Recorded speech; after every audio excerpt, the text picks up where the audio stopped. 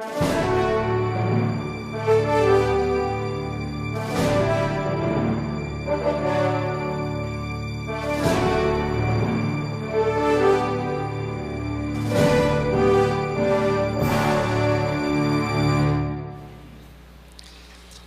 primeiro capítulo, intitulado A Última Crise da Terra, o primeiro parágrafo, nós lemos: o tempo presente é de especial interesse para todas as pessoas, governantes e estadistas, pessoas que ocupam posições de confiança e autoridade, homens e mulheres pensantes de todas as classes, estão atentos aos fatos que se desenrolam ao nosso redor.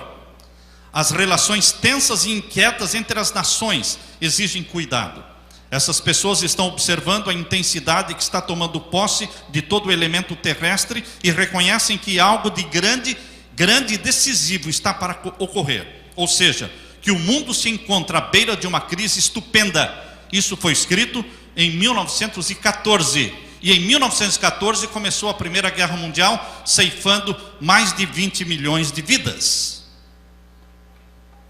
Quando você estiver lendo o Espírito de Profecia, e você vai observar que o livro Eventos Finais, ao ser feita essa compilação dos eventos finais, eles tiveram cuidado de colocar a data em que foi escrito o texto. Isto é muito importante. Você pode entender muito bem esse texto que acabamos de ler, olhando para a data, 1914. A Primeira Guerra Mundial foi de 1914 a 1918. Onde morreram mais de 20 milhões de pessoas. A Segunda Guerra Mundial foi de 1939 a 1945, onde morreram 61 milhões de homens e mulheres. Quase 3 vezes mais de mortes na Segunda Guerra Mundial.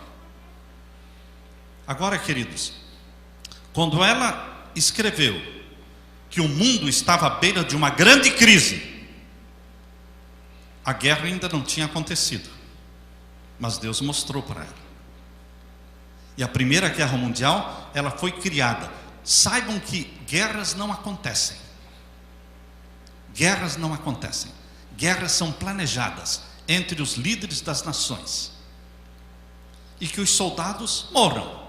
Eles não estão pensando nos soldados. E as guerras geralmente não acontecem pelos motivos que são publicados nos jornais. São outros motivos escondidos que estão por trás dos panos. A Primeira Guerra Mundial, que durou de 1914 a 1918, resultou na formação da Liga das Nações. Pense na Liga das Nações como sendo a ONU daquele tempo. Mas, queridos, não funcionou. A Liga das Nações não foi para frente, não vingou o plano. O plano de ter um governo mundial, já em 1920, quando foi criada a Liga das Nações, aceleraria os eventos proféticos. Mas não aconteceu. 63 nações entraram para a Liga das Nações, mas a principal não entrou, Estados Unidos da América do Norte. Ficaram fora. Então a Liga das Nações fracassou. E eles tiveram que revolucionar o mundo e tiveram que planejar uma Segunda Guerra Mundial, de 39 a 45, para então criar a Liga das Nações moderna, chamada Organização das Nações Unidas. Foi formada com 53 nações, mas que hoje tem 193 nações fazendo parte da ONU. A ONU é o primeiro passo bem sucedido em direção à nova ordem mundial. Repito, a ONU foi o primeiro passo bem sucedido em direção à nova ordem mundial, um governo mundial. Isso já deveria ter acontecido em 1920, mas não funcionou, porque os Estados Unidos ficaram fora. Mas agora, na ONU, eles entraram. Então, queridos, quando nós estamos lendo os textos, prestando atenção na data, nós poderemos entender melhor. Continua então, ainda no segundo parágrafo, na metade do segundo parágrafo diz assim: as forças do mal estão se organizando e se consolidando. Elas estão se fortalecendo para a última grande crise. Grandes mudanças estão prestes a ocorrer no mundo, e os acontecimentos finais serão rápidos. Grandes mudanças. Que grandes mudanças ocorreriam no mundo? Um governo mundial. Ela escreveu em 1909, e o governo mundial foi fundado em 1920. E agora, queridos, nós estamos vivendo num tempo de governo mundial, porque a ONU, ela se intromete na vida de cada país. A ONU se propõe a depor e colocar presidentes e ministros e reis, e, enfim. Para você entender isso, basta olhar para a grande revolução que está ocorrendo no norte da África e no Oriente Médio, quando países estão invadindo países para derrubar os presidentes, os líderes, com a sanção da ONU.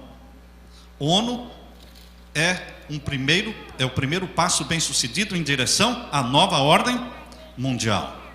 Continuamos no parágrafo seguinte da primeira página aí do primeiro capítulo. O tempo de angústia que há de aumentar até o fim está muito próximo. Não temos tempo a perder. O mundo está agitado com o espírito de guerra. As profecias do capítulo 11 de Daniel quase atingiram seu cumprimento final. Quando foi escrito isso? 24 de novembro de 1904. O mundo está agitado com o espírito de guerra. Qual era a grande guerra que estava? A Primeira Guerra Mundial. Mas nós já passamos a Segunda Guerra Mundial. Nós já estamos beirando a Terceira Guerra Mundial. Já está tudo no esquema. A Terceira Guerra Mundial está à frente também. E a Terceira Guerra Mundial vai envolver árabes e israelitas. Queridos, o tempo de angústia, diz aqui, angústia qual nunca houve, desde que houve nação. E então ela coloca Daniel capítulo 12, verso 1. Está precisamente sobre nós, e nos comportamos como as virgens adormecidas. Hoje a igreja está como virgens adormecidas, como as 10 virgens, que todas dormiram. Mesmo aquelas que estavam abastecidas pelo azeite do Espírito Santo, também dormiram. Então nós temos membros mornos e membros que não são mornos, são bons cristãos adventistas, mas há uma sonolência geral, porque as 10 dormiram. Então nós temos que acordar-nos, porque se naquele tempo Deus escreveu esta mensagem de urgência, está precisamente diante de nós, angústia qual nunca houve. Agora nós temos motivos maiores para jejuar e para vigiar e orar, porque agora a angústia qual nunca houve está chegando. O mundo está se tornando cada vez mais iníquo.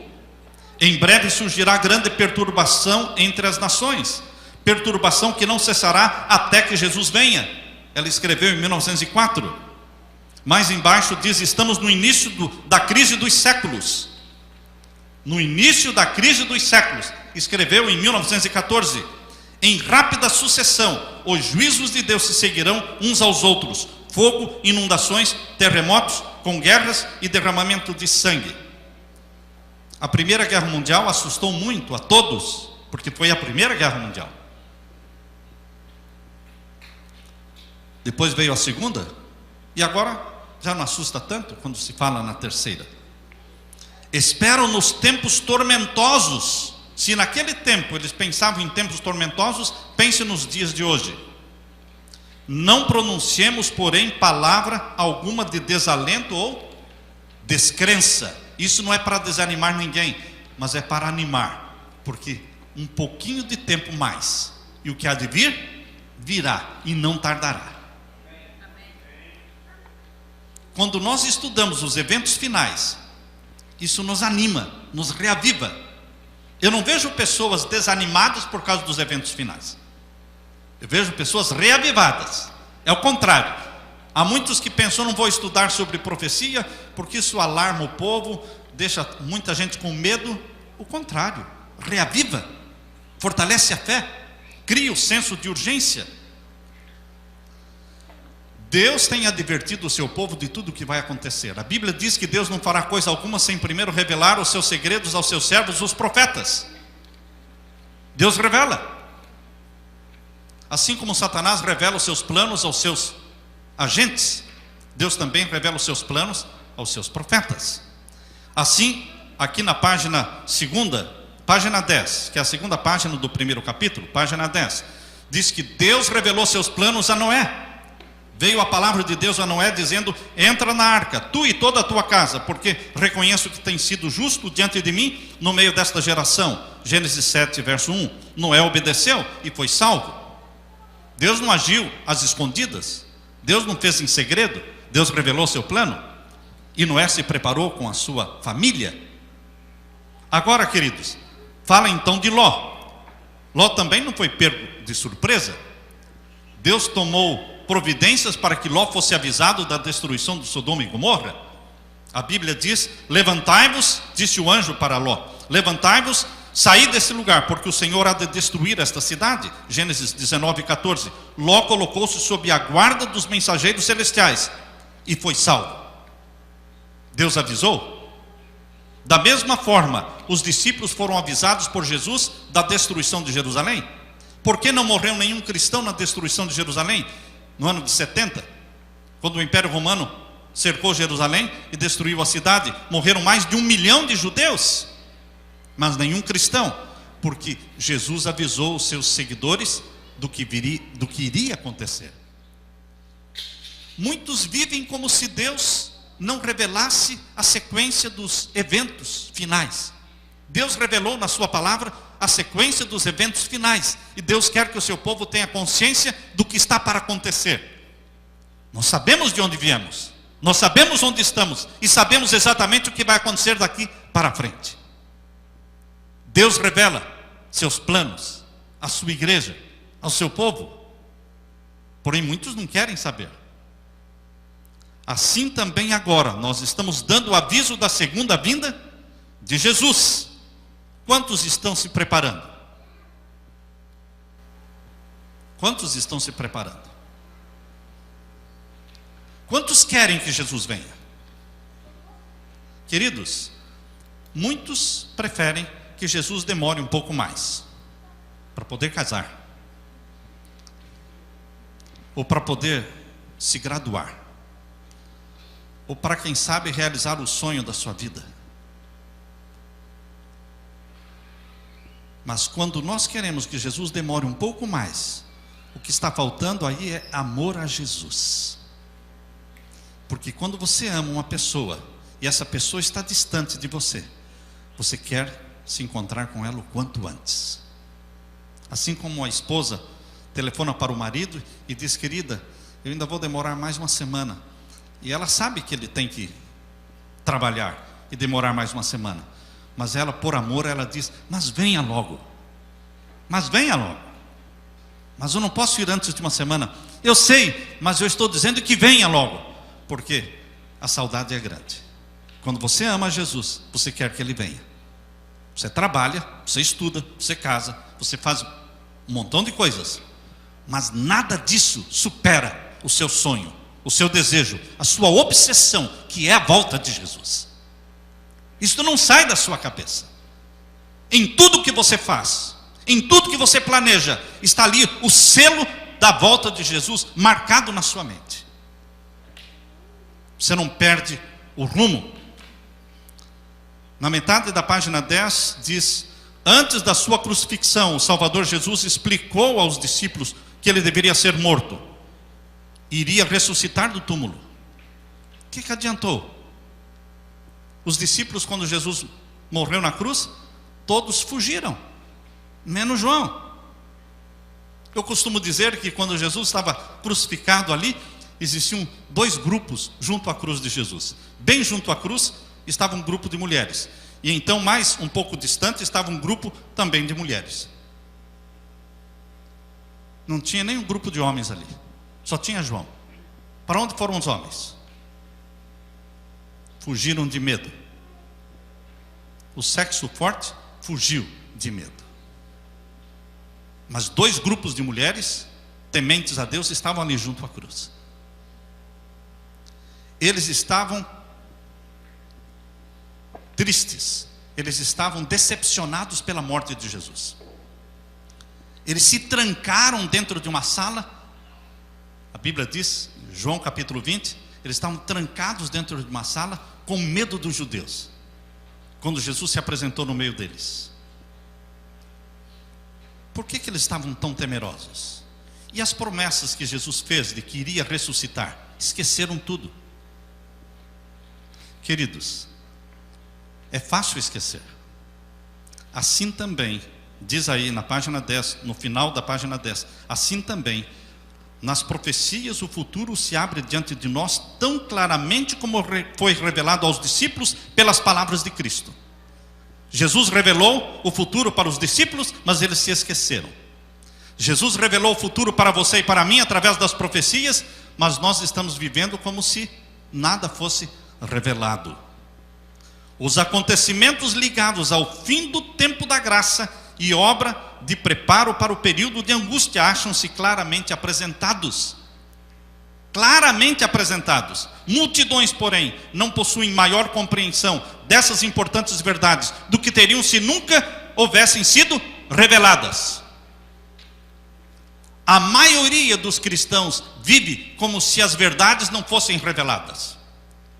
A maioria dos lares cristãos vive sem o estudo da Bíblia e muito menos do espírito de profecia. Ou seja, são livros fechados, empoeirados, não pesquisados, não estudados. Mas Deus revelou tudo. Profecias requerem atenção. Profecia exige estudo.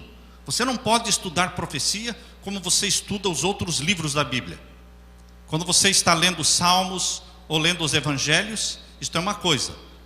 Agora, quando você está lendo Daniel e Apocalipse, isto é diferente. Você não lê profecia, você estuda. Você se detém, você cava mais fundo. Você compara com a história, você compara com o que está acontecendo no mundo hoje. Leia um texto que está aí no final da página 10. Vi então o terceiro anjo. Você já sabe qual é o terceiro anjo? Vamos ler? Apocalipse capítulo 14, versos 9 a 12. Você tem medo das 3 mensagens angélicas? Nas igrejas, nas primeiras igrejas que nós construímos, nós colocávamos na placa da igreja a figura dos 3 anjos. Quando reformamos a igreja do Portão em Curitiba, colocamos 3 anjos enormes, bem no painel, na frente do púlpito, do tanque batismal. Os 3 anjos eram como se o logo que identificava a missão e a razão da existência da igreja adventista. Mas os 3 anjos estão o quê? Sumindo. E a igreja está aquilo que o olho não vê, o coração não deseja. Se nós tivéssemos 3 anjos espalhados por tudo quanto é canto, todo mundo ia perguntar: o que significa isso? Se você tivesse os 3 anjos no seu carro, as pessoas iam perguntar: o que significa isso? O que são esses 3 anjos? E você teria que saber decor as 3 mensagens angélicas para explicar. Mas como os 3 anjos sumiram dos cartazes, do logo e de tudo mais, a mensagem também ficou esquecida. Leia agora Apocalipse capítulo 14. E aqui diz o verso 9 ao verso 12. Leiam comigo. Seguiu-os o terceiro anjo, dizendo com grande voz: se alguém adorar a besta e a sua imagem, e receber o sinal na sua testa ou na sua mão. Pastor, não queremos falar sobre a besta, mas a igreja adventista nasceu para isso?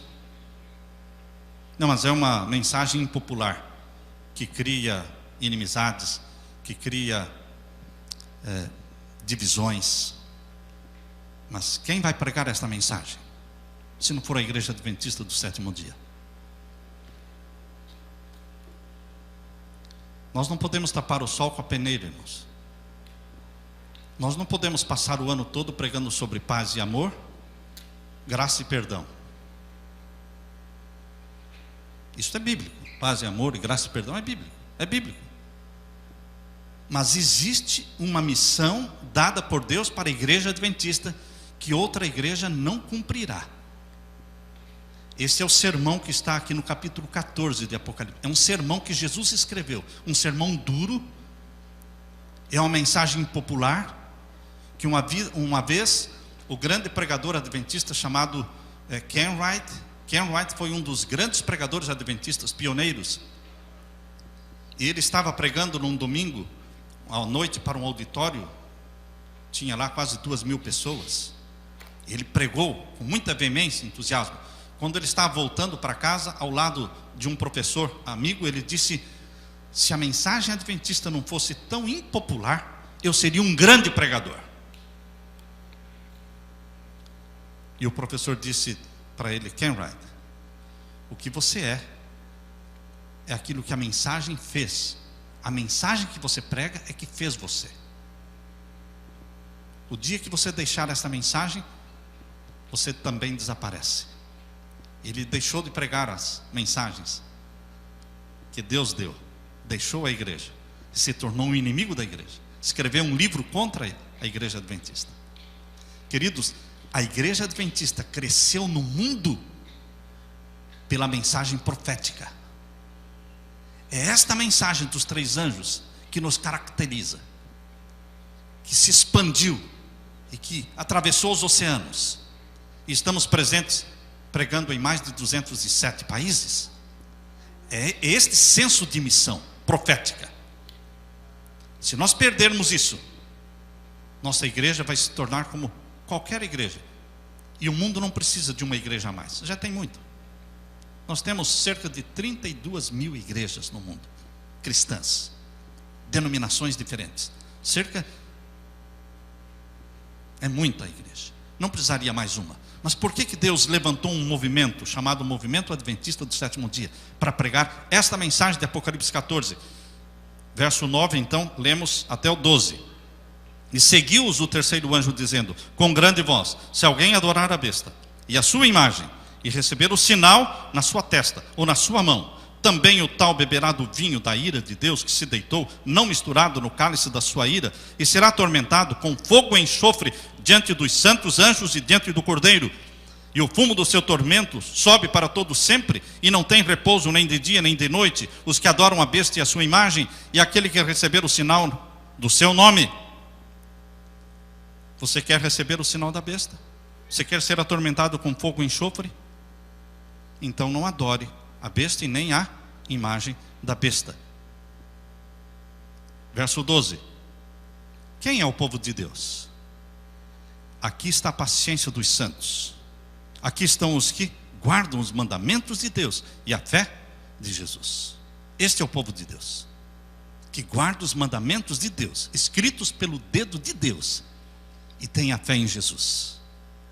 É essa mensagem que o anjo disse para Ellen White. Leia agora no final da página 10. Vi então o terceiro anjo. Disse meu anjo acompanhante: terrível é a sua obra. É fácil pregar essa mensagem? O anjo disse: terrível é pregar isso. O anjo falou: terrível é a sua obra. Por quê? Tremenda é a missão desse anjo, do terceiro anjo. Ele deve separar o trigo do joio e selar ou atar o trigo para o celeiro celestial. Essas coisas devem absorver toda a mente, a atenção toda a atenção da igreja. Toda a mente adventista deveria ser apanhada e atraída para esta mensagem. Mas é uma mensagem terrível? Sim, o anjo disse que é terrível. É uma tremenda missão. Só pelo poder do Espírito Santo poderemos cumpri-la. Mais embaixo diz: haveremos de comparecer diante de juízes para responder por nossa lealdade para com a lei de Deus, a fim de dar a conhecer as razões de nossa fé. E os jovens devem compreender essas coisas. Jovem gosta de profecia. Jovem gosta de prova. E a profecia prova. Prova por A mais B. Por isso eu gosto de estudar com ateus. Quando eu vou estudar com ateus, eu não vou estudar a Bíblia toda. com ateus a gente estuda profecia, porque profecia não exige fé. Profecia exige uma mente racional, e o ateu tem mente racional. E é tudo o que a gente precisa para estudar profecia, uma mente racional que não seja ignorante e que venha negar os fatos históricos. Então fica fácil para você estudar profecia. E os jovens gostam de profecia, porque eles são muito autênticos. Por isso Deus está dizendo, os jovens devem compreender esta profecia. Devem saber o quê?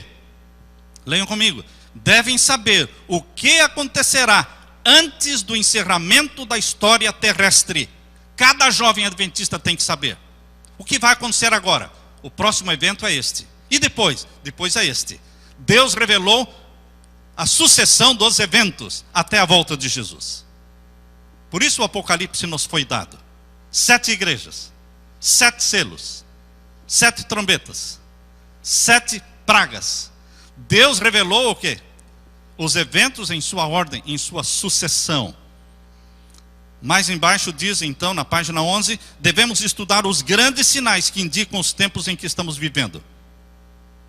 Os que se colocam sob a direção de Deus para ser por Ele guiados, compreenderão a sucessão dos acontecimentos que Ele ordenou. Quem ordenou esta sequência de 7 no Apocalipse? É um script que Deus escreveu. E alguém me perguntou, como é que Satanás vai fazer alguma coisa que não vai ser por o bem dele? Esse é o script. Ele é um poder vencido. Se ele quiser, ele faz. Se ele não quiser, ele faz também. Porque ele é um poder vencido. Manda quem venceu. Quem venceu foi Jesus, o leão da tribo de Judá. Ele venceu. Ele esmagou a cabeça da serpente. Então, resta a Satanás cumprir com o script que está em Apocalipse. Queridos, devemos estudar, diz aqui, na história, o cumprimento da profecia. Estudar as atuações da providência nos grandes reavivamentos e compreender o avanço dos acontecimentos, ao ver as nações se mobilizando para o final combate do grande conflito. As nações estão se mobilizando para o final conflito. Mas como as nações estão se mobilizando? As 10 supernações estão se formando diante dos nossos olhos. Quando Jesus voltar, não vamos ter 193 nações. Como hoje na ONU, tem 193 nações, membros da ONU. Quando Jesus voltar, não vamos ter 193, nem 20. Nós vamos ter exatamente 10 supernações no mundo, quando Jesus voltar. Porque quando a pedra que desceu do céu e atingiu os pés da estátua de Daniel capítulo 2, atingiu os pés da estátua com 10 dedos. Então, exatamente no momento em que a pedra, que é a volta de Jesus, atingiu os pés, tinham 10 dedos. E estas são as 10 supernações. Você pode entrar na internet e procurar o mapa das 10 supernações da nova ordem mundial. Eles vão dar para você um mapa colorido e todo numerado, colocando o nome em cada um. O mundo está se movimentando para o conflito final. Será que estamos percebendo isso? Qual é a nação das 10? Qual é a nação que está se formando agora diante dos nossos olhos? A nação número 7, que é o norte da África e o Oriente Médio, chamada nação árabe, pegando todos os países árabes. Queridos, ainda na página 11, continuamos lendo, estudar os livros de Daniel e Apocalipse. Há necessidade de mais profundo estudo da palavra de Deus? Sim, especialmente o quê? Os livros de Daniel e Apocalipse. Por que especialmente estes livros não são estudados?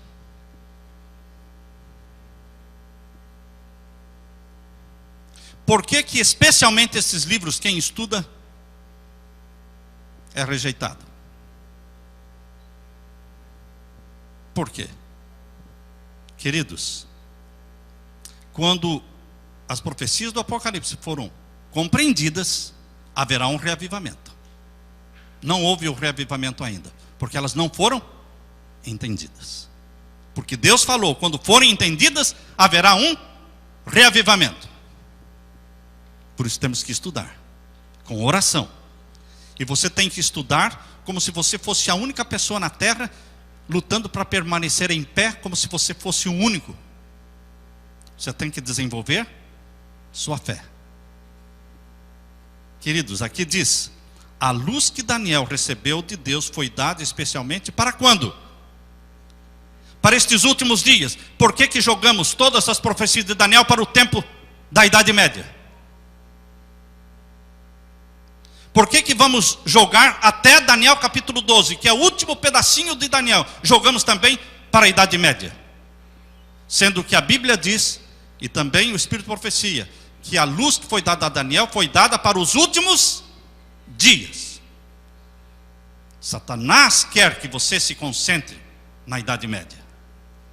Esqueça o que está por acontecer agora. Daniel capítulo 12 é um contexto totalmente escatológico. Daniel capítulo 12 é um contexto totalmente voltado para o tempo do fim, a geração em que vivemos hoje. E lembrem-se, aqui está falando Daniel capítulo 12, para o tempo do fim. E o verso 11 de Apocalipse 12 fala dos 1290 dias. E o verso 12 do capítulo 12 fala dos 1335 dias. Lembrem-se que Deus está falando que é um contexto para o tempo do fim. Isso é somente para você pensar. Nós não vamos entrar nesses assuntos. Só estou jogando os assuntos que estão aqui. Está sendo mencionado aqui.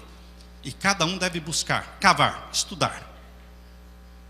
As predições do Apocalipse que ainda não se cumpriram, logo se cumprirão. Essa profecia deve ser agora estudada com diligência pelo povo de Deus. E também deve ser compreendida claramente. Ela não encobre a verdade, mas nos previne com clareza, revelando o que haverá no futuro. Apocalipse e Daniel mostram o que vai acontecer no futuro. Não fique no passado. As solenes mensagens que foram dadas em sua ordem no Apocalipse devem ocupar o primeiro lugar no espírito do povo de Deus. O primeiro assunto que deve ocupar a mente do povo de Deus é o assunto da profecia. Eu estava como pastor de uma igreja e chegou ali um pastor e eu o convidei para pregar. Ele passou a ser membro da igreja.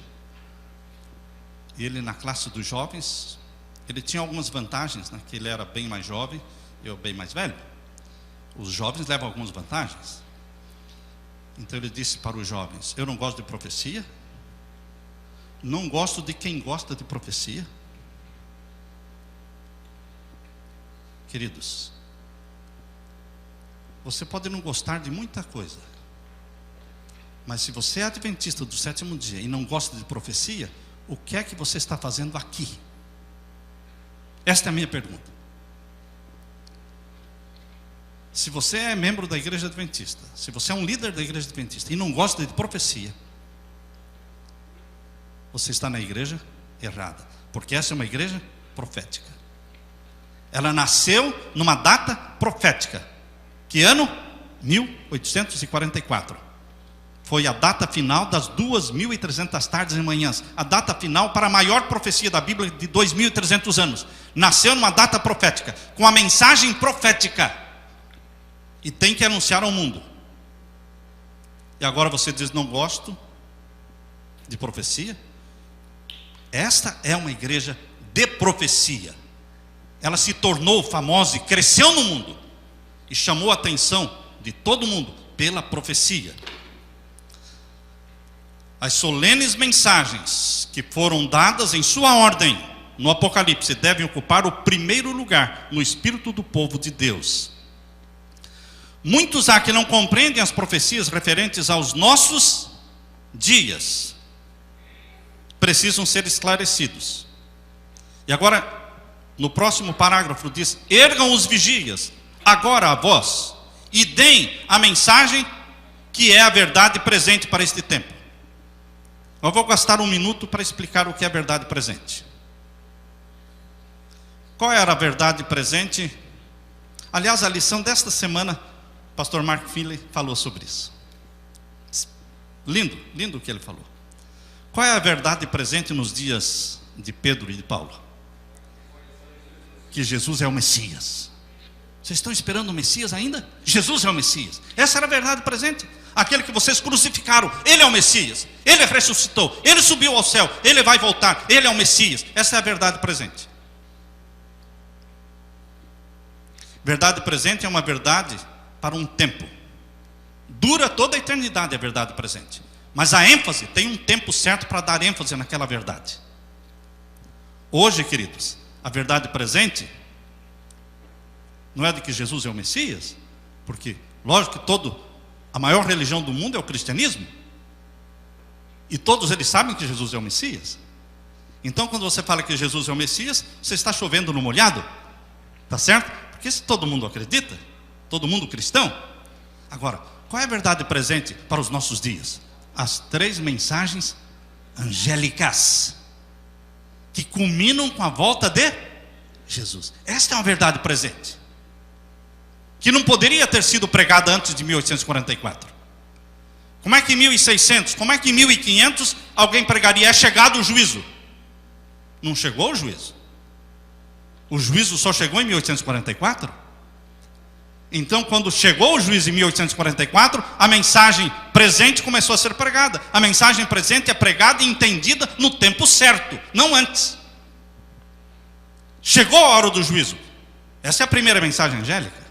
Caiu Babilônia, segunda mensagem angélica. Terceira, se alguém adorar a besta, ou a imagem da besta, e receber o sinal da besta, esse beberá do vinho da ira de Deus, sem mistura. Queridos, isso é verdade presente que Deus deu para a igreja adventista, para pregar, para viver uma urgência da volta de Jesus. Então, queridos, mostremos ao povo onde nos encontramos na história profética. A verdade presente mostra que nós vivemos na última geração. Eu posso assinar embaixo, falando que esta é a última geração. Recebi ontem no meu iPhone uma fotografia do Papa Francisco. Eles disseram: tiramos essa fotografia no aeroporto de Goiânia.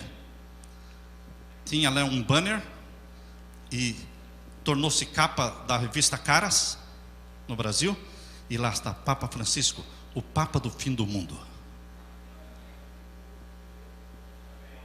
Aleluia! O Papa do fim do mundo. Queridos, o povo lá fora está despertando, mas muitos aqui dentro ainda estão dormindo, ainda não perceberam que o Papa Francisco é o Papa do fim do mundo mesmo. Aleluia por isso, porque Jesus vai voltar. Jesus vai voltar. Deus estabeleceu, porém, um dia. Vejam a última linha da página 11, a última linha. Deus estabeleceu um dia para o término da obra, da história deste mundo. Há pessoas que pensam que Deus não tem um dia certo para a volta de Jesus, que depende. Deus não depende de nada. Deus é soberano. Já nos dias de Jesus ele falou do dia e da hora. Eu não sei, os anjos não sabem, somente meu Pai. Ele sabe. Se ele sabe, é porque existe o dia e a hora. E aqui na última linha da página 11 está dizendo: Deus estabeleceu o quê? Um dia. Para quê? Para o fim deste mundo. Ah, mas está longe. Está longe? Viva como se fosse este ano. Viva como se fosse agora. E se não for, você não perdeu nada. Você não perdeu nada. Mas se você falecer, você está pronto. Pronto para encontrar Jesus quando abrir os olhos, ouvindo a voz de Deus: ressurjam, filhos de Deus do pó da terra. Mas se você não estiver com esse senso de urgência, e a mensagem for verdadeira, que Jesus vai voltar logo, então você terá muito a perder. Muito a perder. Queridos, terminando, na página 12, O sinal da besta é exatamente o que tem sido proclamado.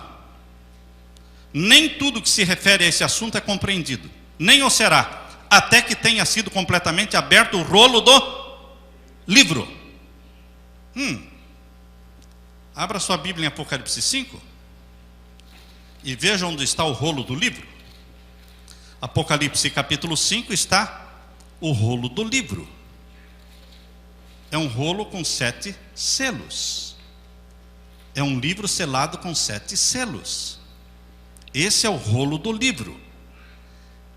Em 1900, quando Ellen White escreveu, ela disse que o sinal da besta é exatamente o que tem sido proclamado. Nem tudo que se refere ao sinal da besta, a este assunto, é compreendido, nem o será, até que tenha sido completamente aberto o rolo do livro. Quando é que o rolo do livro será completamente aberto? Quando for aberto o 6º e o 7º selo. Nós não vamos entender isso ao abrir o 1º selo, o 2º. Este assunto do sinal da besta seria entendido quando fosse aberto o 6º e o 7º. Por que o 6º? Porque o 6º é o decreto dominical.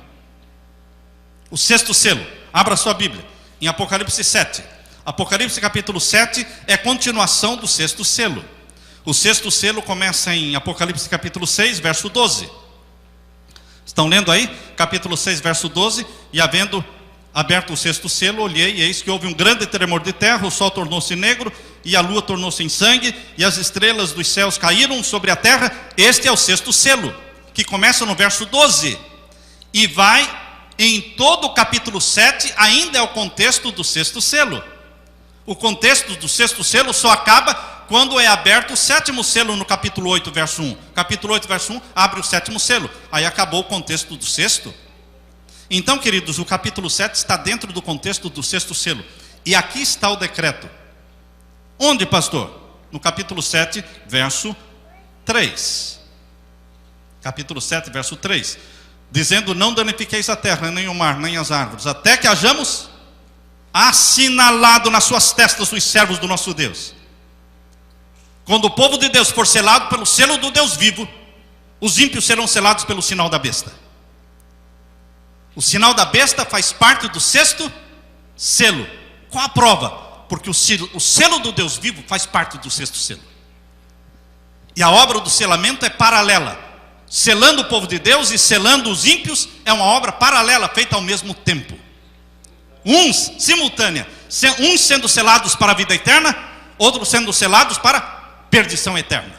Está dentro do contexto do 6º selo. Por isso diz Deus aqui, vamos ler de novo esse texto que está na página 12. O sinal da besta é exatamente o que tem sido proclamado. Nem tudo que se refere a este assunto é compreendido. Em 1900, quando escreveu, não se entendia muito desse assunto. Mas hoje, em 2013, queridos, a lei dominical está se espalhando pela Europa e por todo lugar, irmãos. Israel, até Israel, o povo do sábado está trabalhando para uma lei dominical. Queridos, hoje nós estamos em condições de entender melhor a profecia do que 20, 30, 50 ou 100 anos atrás. Porque é luz acumulada, é luz progressiva. Por isso diz aqui: nem tudo que se refere a este assunto é compreendido, nem o será, até que tenha sido completamente aberto o rolo do livro. Lembre-se que são 7 selos que abrem o rolo do livro. Nós estamos nos últimos. Que a graça e a paz de meu Senhor Jesus mantenha você animado, meu irmão. Mantenha a sua fé viva. Mantenha os seus olhos olhando para o céu, para a volta de Jesus. E que você, ao trabalhar, vender e comprar nesta terra, estudar e casar, você não perca de vista o sonho, a obsessão, que é a volta de Jesus na nossa geração. Amém? Amém. Louvado seja o Senhor.